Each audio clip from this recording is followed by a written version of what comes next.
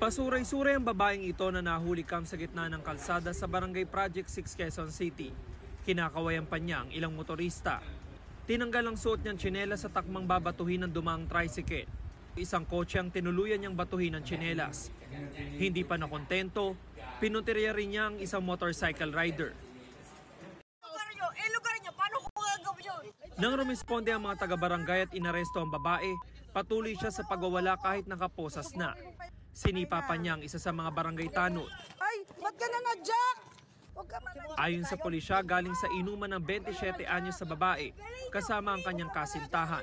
Ito na ang ikalawang beses na nasangkot sa ganitong insidente ang sospek. Sabi niya hinihiwalayan na raw siya ng kanyang kasintahan kaya siya nagkaganoon.